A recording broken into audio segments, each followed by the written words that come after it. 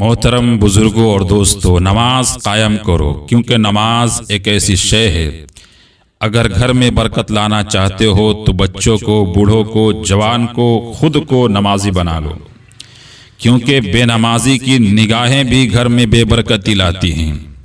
एक वली अल्लाह थे जिनके पास एक शख्स अपनी शिकायत लेकर जाता है और कहता है कि हजरत, हमारे घर में बेबरकती है, कमाता हूँ खर्च हो जाता है।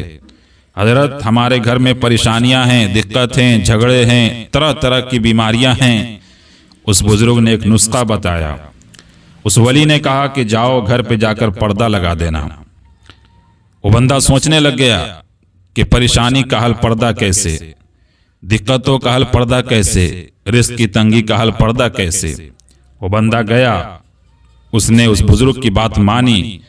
उसने कोई सवाल उस वक्त नहीं किया, दिल में ये सारे सवाल उस वक्त उसके उमड़ रहे थे, लेकिन वो चुपचाप गया और जाकर पर्दा लगा दिया।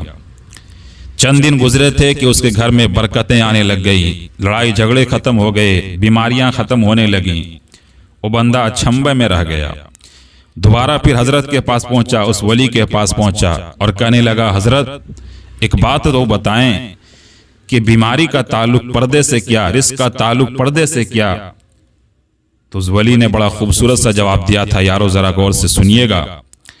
उन्होंने फरमाया कि तुम्हारा घर रास्ते पे पड़ता है और जब लोग वहां से गुजरते हैं तो उसमें बेनमाजी भी गुजरता है और उसकी नजर तुम्हारे घर के अंदर पड़ती है, जिसकी वजह से तुम्हारे घर में बेबरकती आती है, तुम्हारे घर में बीमारियां आती हैं। उस बेनमाजी की नजर ने तुम्हारे घर में ये हालात पैदा कर रखे हैं। जब से तुमने पर्दा लगाया है, बेनमाजी की नजर नहीं पड़ रही है, इसलिए तुम्हारा घर बचा हुआ है। जरा गौर करने की बात है कि बेनमाजी की नजर अगर पड़ जाए तो घर में तबाहकारियां आ जाती हैं, रिस्क की तंगी आ जाती है, बीमारियां आ जाती हैं। तो जिस घर में बेनमाजी ही सारे के सारे हों या फिर आधे का आधा घराना पूरा बेनमाजी हो, तो उस घर में बरकत कहां से आ सकती है।